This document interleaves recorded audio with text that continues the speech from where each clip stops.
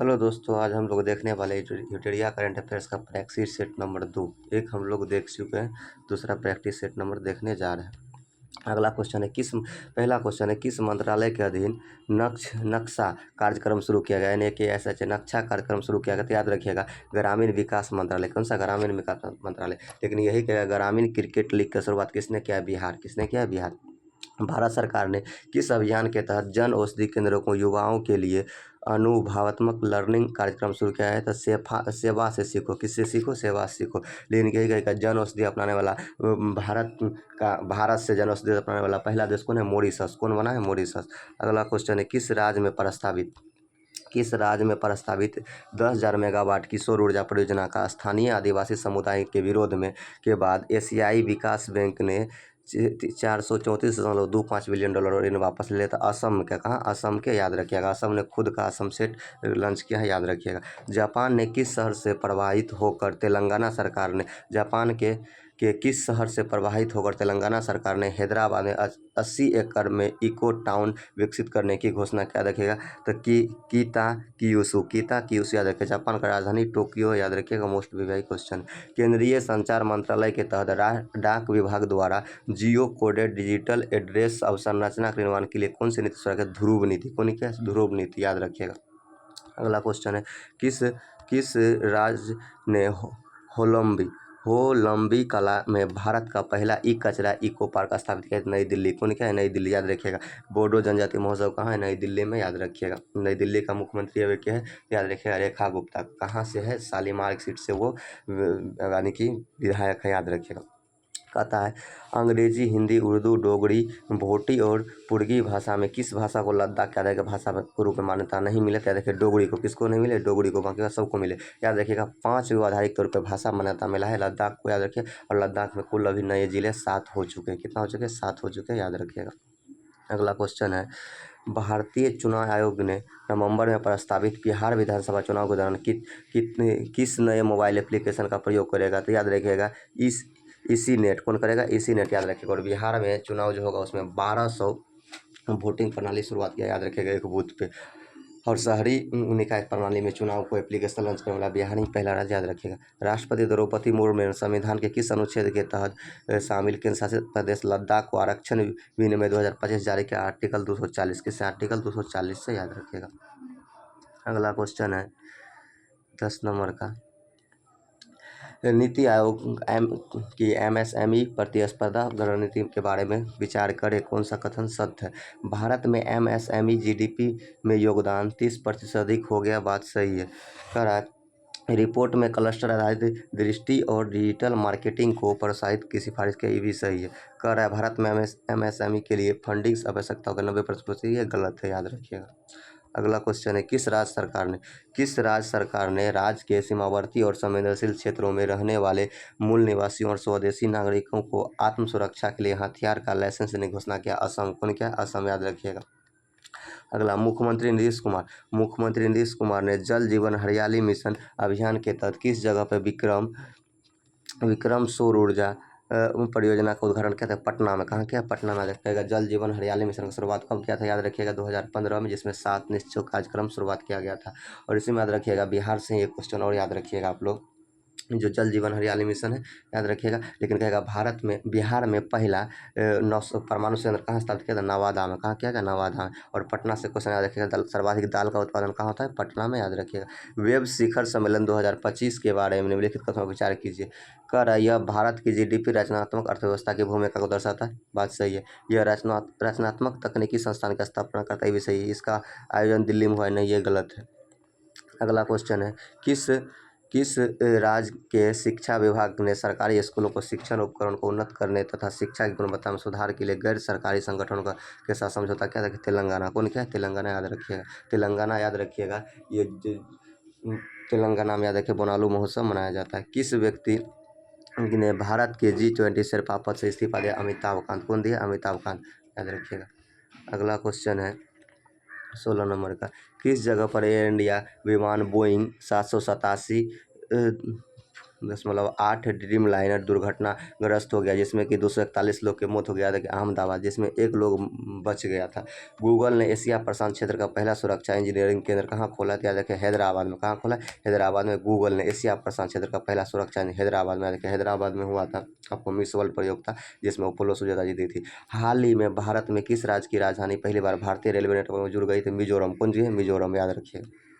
अगला क्वेश्चन है, अगला क्वेश्चन, कौन सा राज्य सभी शहरी स्थानीय निकायों को एक ही डिजिटल प्लेटफॉर्म ई नगर पालिका 2.0 जोड़ने वाला पहला भारतीय राज्य बन गया? मध्य प्रदेश। कौन बन गया? मध्य प्रदेश। कहेगा वन महोत्सव कहाँ बना है? मध्य प्रदेश। सर्वाधिक वन कहाँ है? मध्य प्रदेश में, याद रखिएगा। अगला क्वेश्चन है, डाउन टू अर्थ मैगजीन और centre for science and environment द्वारा भारत का कौन सा राज्य पर्यावरण श्रेणी में प्रथम स्थान है? आंध्र प्रदेश। कौन है? आंध्र प्रदेश। कहेगा P4 नीति लागू करना पहला राज्य कौन है? आंध्र प्रदेश। कहेगा किस राज्य के मुख्यमंत्री सबसे अमीर है? तो याद रखिएगा आंध्र प्रदेश का कौन है? चंद्रबाबू नायडू, याद रखिएगा। बिहार के सारण जिले में स्थित मढ़ौरा रेल इंजन कारखाने में निर्मित इंजन को किस अफ्रीकी देश में गया था? गिनी राज्य में। किसको दिया है? गिनी राज्य में, याद रखिएगा। अगला क्वेश्चन है, किस राज्य सरकार ने 2025 से 2035 को जल विद्युत दशक घोषित किया था? अरुणाचल प्रदेश। कौन क्या? अरुणाचल प्रदेश। कहेगा नामचा बर्फ पर्वत का है? अरुणाचल प्रदेश में, याद रखिएगा। उसके बाद आप लोग को अरुणाचल प्रदेश कहेगा सेला सुरंग का है? अरुणाचल प्रदेश में, याद रखिएगा। करें सरकारी ई मार्केट प्लेस के माध्यम से सर्वाधिक डिजिटल सार्वजनिक खरीद करने वाला शीर्ष राज्य कौन है? उत्तर प्रदेश। कौन है? उत्तर प्रदेश। कहेगा राज्य अब किसने लॉन्च किया है? उत्तर प्रदेश, याद रखिएगा। अगला क्वेश्चन है, केंद्र सरकार की उल्लास नव भारत साक्षरता कार्यक्रम के तहत मिजोरम और गोवा के बाद आधारिक तौर पर पूर्ण साक्षरता हासिल करने वाला तीसरा राज्य कौन है? त्रिपुरा। पहला कौन है? मिजोरम। दूसरा कौन है? गोवा। तीसरा कौन है? त्रिपुरा, याद रखिएगा। मुख्यमंत्री नीतीश कुमार ने किस नदी पर बने 4.57 किलोमीटर के लंबे 6 लेन वाले पुल का उद्घाटन किया? गंगा नदी पे। कितना? किस पे? क्या? गंगा नदी पे, याद रखिएगा। बिहार में गंगा नदी 12 जिलों से जाती है, कुल 445 किलोमीटर जाती है, याद रखिएगा। अगला क्वेश्चन है 26 नंबर का, केंद्रीय शिक्षा मंत्रालय द्वारा जारी परफॉर्मेंस ग्रेडिंग इंडेक्स रिपोर्ट 2023-24 में कौन सा सबसे नीचे स्थान पर? याद रखें मेघालय। लेकिन कहेगा प्रथम स्थान में कौन है? तो चंडीगढ़। प्रथम स्थान में कौन? चंडीगढ़। कहेगा ऑपरेशन स्पाइडर वेब का संबंध किससे है? तो ड्रोन हमला से। किससे? ड्रोन हमला से, याद रखिएगा। ये यूक्रेन किया था रूस पे। संयुक्त राष्ट्र महासभा ने वर्ष 2026-27 के कार्यकाल के लिए बहरीन, अंगोला, कोलंबिया, लाइबेरिया और लातविया में किस देश को यूएनएससी के 5 नए गैर सदस्यों के रूप में नहीं चुना? क्या देखिए? अंगोला। किसको? अंगोला, याद रखिएगा। अंगोला 123वां देश बन गया है अंतर्राष्ट्रीय सौर संगठन का। अगला क्वेश्चन है, हाल ही में जारी एक रिपोर्ट के अनुसार दुनिया के शीर्ष 10 स्टार्टअप शहरों की सूची में प्रथम स्थान किसे मिला है? San Francisco. याद रखिएगा ये वही सैन फ्रांसिस्को जिसमें जहाँ पे लाला हरदयाल और सोहन सिंह भाखड़ा ने गदर पार्टी का स्थापना किया था, याद रखिएगा। कहता है अमेरिकी राष्ट्रपति डोनाल्ड ट्रंप ने राष्ट्रीय सुरक्षा को हवाला देते हुए कितने देशों को नागरिक को अमेरिका में प्रवेश करने से 12 देश से। कितना? 12 देश को, याद रखिएगा। अगला क्वेश्चन है, किस देश में HIV रोगियों को 500% वृद्धि के बाद राष्ट्रीय सार्वजनिक स्वास्थ्य अस्पताल घोषित किया? फिलीपींस। कौन? फिलीपींस, याद रखिएगा। कहेगा HIV किससे होता है? वायरस से होता है। किससे होता है? वायरस से होता है, याद रखिएगा। एड्स बीमारी होता है, याद रखिएगा। भारत का लक्ष्य एड्स खत्म करने को 2030 तक, याद रखिएगा। कहेगा और फिलीपींस, याद रखिएगा, गोल्डन राइस को प्रतिबंध कर दिया।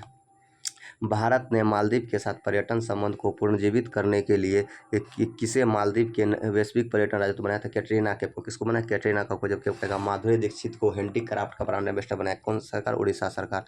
अगला क्वेश्चन है, ईरान के परमाणु तथा सैन्य ठिकानों पर इजरायली हमले की प्रतिक्रिया के रूप में ईरान की ऑपरेशन कौन चलाया था? Operation true promise third. आप लोगों को बोले थे 3 मिशन, याद रखिएगा।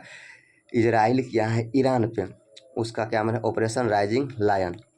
जबकि ईरान क्या है? इजराइल पे ऑपरेशन टू प्रोमिस। उसके बाद अमेरिका क्या है? ईरान पे, याद रखिएगा, मिडनाइट हैमर। कौन क्या है? मिडनाइट हैमर, याद रखिएगा। अगला क्वेश्चन, किस देश में 2000 वर्ष से पहले बौद्ध धर्म के आगमन के उपलक्ष्य में पवित्र पोषान पोया उत्सव मनाते थे? याद रखिए श्रीलंका में। पोषान पोया, पौ से पाक जलौढ़, याद रखिएगा। भारत को अलग करते हैं पाक जलौढ़, याद रखिए श्रीलंका। और श्रीलंका में सर्वाधिक नारियल की खेती होती है और श्रीलंका के सबसे बड़ी नदी महावेली गंगा, याद रखिएगा। और श्रीलंका का नाम श्रीलंका 1972 में पड़ा, याद रखिएगा। और श्रीलंका में सिंघली जाति पाया जाता है, याद रखिएगा। इसीलिए सिंघली जाति को वहाँ का दर्जा मिला 1956 में। और श्रीलंका आज़ाद हुआ 4 फरवरी 1948 को। सब क्वेश्चन आया हुआ है। कह रहा है QS वर्ल्ड यूनिवर्सिटी रैंकिंग 2026 में किस भारतीय संस्था को शीर्ष स्थान प्राप्त है? IIT दिल्ली को। किसको? IIT दिल्ली को।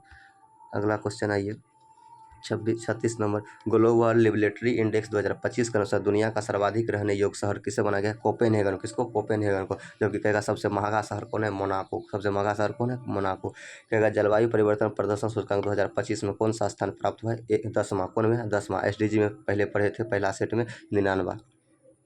किस देश के वैज्ञानिकों ने मून रडार प्रणाली विकसित किया था? चीन। कौन? क्या? चीन। याद रखिए, चीन एक ऐसा देश है जिसने कृत्रिम सूर्य भी बना चुका है। याद रखिए, ईस्ट पहल के तहत चीन ने ग्रेफाइट का भी बम बनाया है। याद रखिएगा। चीन C-450 ट्रेन 450 किलोमीटर प्रति घंटे की से चलने वाले ट्रेन भी बनाया है। याद रखिएगा। चीन का राजधानी बीजिंग है। और याद रखिएगा, SCO का बैठक 2025 में चीन में ही हुआ है।